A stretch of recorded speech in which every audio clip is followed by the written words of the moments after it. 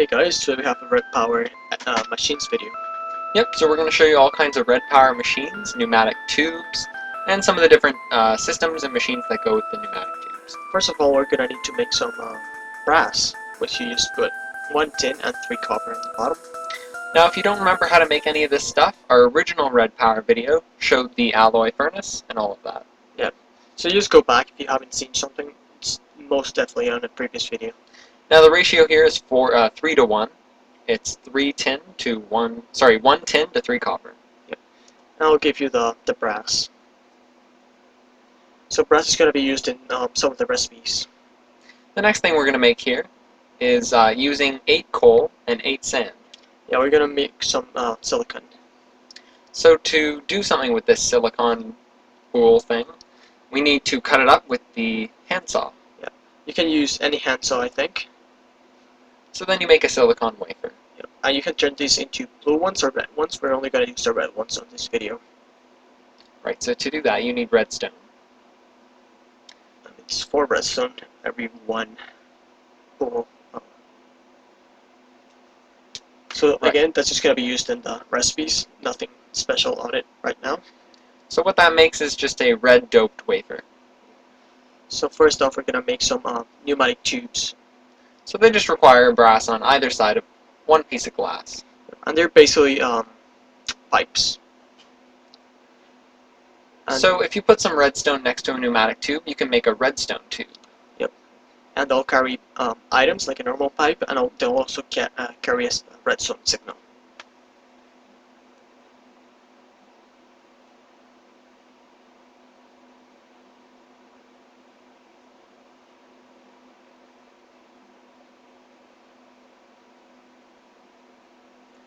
So the next thing we're going to make here is a transposer. So what a transposer does is it sort of works as a kind of relay between different chests and different pipes and machines and things. Yeah, we'll show you the uses later on in the video. So here's the wafer. And now we're going to be using this in one of the recipes. Yep, so we're going to be making a filter, I think. Yep. So it just requires a gold on either side here, and a piston in the middle, as well as a red doped wafer on the bottom. Has a couple of uses, and again, you'll see them later on in the video where we actually use them. And a lot of these things you can equate them to different parts of Buildcraft, but there are some differences as well. Yep. So now we're going to make an item detector, and we're using on the top is the brass.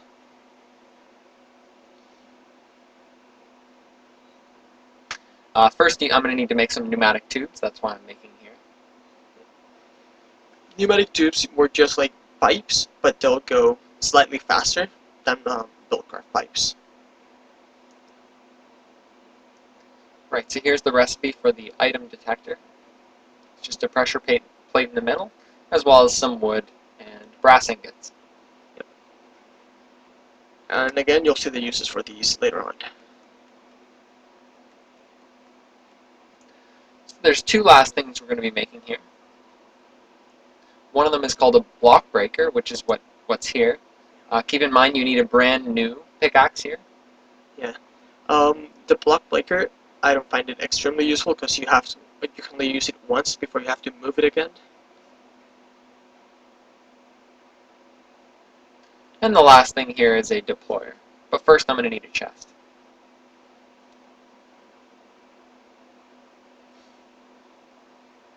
There are a ton more of these new machines that are in version 5 of Redpower, but that version is not on Tekkit yet, so hopefully those will be on the next Tekkit update. So as soon as Tekkit updates to version 5 of Redpower, we'll try and get another video at explaining all the different things. Yep. So now we're going to move on to all the different uses of these machines. So we have a little setup here. So what this is a block breaker.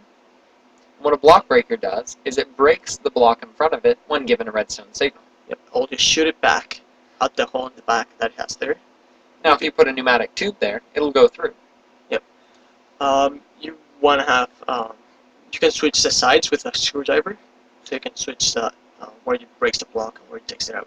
Now the way pneumatic tubes work is they don't work like Buildcraft pipes. They have to know where they're going before they actually get there. Yep. So they'll always take the shortest route. And in version 5 and later, you'll be able to notice you can change the route by actually making a longer pipe. But what this does right now is it just goes to the quickest way possible. So what I've got here is a transposer. And when it's hooked up in a line here, when you give it a redstone signal, it'll make it not go through. Yeah, I'll make it stop working. So basically, instead of it now being a receiver, it is not a receiver. So now it goes to the chest, which is the closest receiver. Yeah, it's closer than the other chest. Now, the reason that other chest wasn't picked is because not only was it further away, but the transposer was given power, and so it sort of blocked off the access to it. So this one here is another block breaker. Are you gonna see it's gonna go straight instead of back? Now, because the redstone signal was given not only to the block breaker, but also to the transposer. So again, it didn't go through. Yeah. So that will just go to the shortest one instead of the longer route. Now that was just one use of the transposer. We're going to show you another one right here. It also works like obsidian pipes from Buildcraft. So basically, any items, when it's powered, that are around it in a certain area or in front of it, will be sucked in. Yep. Now when it's put into the ground, it'll suck in 8 directions all around it. So the 8 blocks around it. If it's not powered, then it'll only suck items directly above it or next to it. So as you can see, it was just outside of the radius, so it didn't pull in the redstone torch. But now that it's off, you can just throw items in anyway. So works pretty much like a obsidian pipe. To switch the faces again, just use the screwdriver. Right, so again, even when it's off, you can throw items in as long as they're directly thrown onto the top. So you can set up water so that items fall right on top of it, or you can give it a signal. This one here is the redstone pneumatic tubes. So basically, they carry a signal and a block. So as you can see, it will light up as it's carrying the signal. And again, it turned on not only the ejector, or sorry, the block placer, but also the block destroyer. The block dispenser here, it just places a block, any block that has the right-click ability. So if it's a gun or any kind of thing that you would put in that you right-click with, it'll just right-click it. In the new version, but not right now for some reason, you can put in a water bucket, and I'll put a water stream down, but I'll give you back the bucket. But in this version, it doesn't really work. Yeah, it just places blocks down. But we do know for a fact that in the new versions, it does actually place the water. And if there's one block already placed, it will not place another one. So if you had water in there, you could just fill in a small area, but it wasn't working right now. I assume that's in the new version. It also works with redstone torches and redstone. You can just place it where you want. Right, so now we're going to move on to our other machines over here. Yeah. So as you can see, we have the chest there and a transposer. So what another use for a transposer is that it'll pull out items out of a chest. Yeah, the face where it pulls stuff out has to be facing the chest. So when I give it a redstone signal, it'll pull out a block. So you can use it as a steam engine, redstone engines from Buildcraft. And now my block can place. So pretty simple uses, but very complicated. I'd still rather use Buildcraft. There are some things that are different. You can do a lot more control Yeah. over what goes on. Yeah, you can. Like, but it time requires better. a lot of work to do it. Yeah. And the new machines coming out in version 5 will make it even more controllable. Right. So now we've got some cobblestone in a chest and a filter.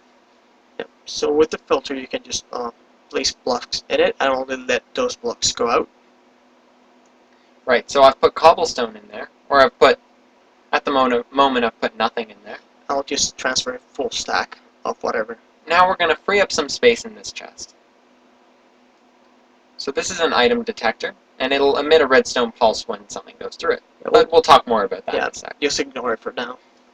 When the filter has nothing in it, it'll output just tons of items, whatever goes in, Yeah. it'll just put them in. Yeah, I'll put a stack of whatever you have in there. So if you have 3 stacks, you'll have to turn it on 3 times before it'll be able to come out. And if there's no room in the chest, it'll hold it in this item detector until it can get through. If you only put 5 cobblestone in the filter, it'll only send out 5 cobblestone every time. So not only does it filter the specific resource, but the specific amount as well. So now that I've put 1 in here, it only outputs 1 at a time. And you can use timers or sequencers to give it the signal repeatedly. So now that I've put 6 in, it outputs 6 at a time. So now we're going to take a closer look at the item detector. There are 3 settings here. One setting is it'll basically output a signal every time a block goes through. So if there's a stack of, say, 64, it should flash 64 times on this setting. And that's the item mode with the 3 green lights. Yeah, you can see it better on the light than on the actual redstone current. So that's why we place a light there so you guys can see. Another setting is the stack mode, which is just the 1 green light, and basically it'll only output 1 light every time it goes through. Every time 1 full stack goes through. So if it's 64, again, it'll only put 1. The last one here, that you just saw here, is called stuffed mode. And basically, if there's no room in the chest, it'll output a constant light. So thanks very much. Comment, subscribe, and we'll see you guys soon.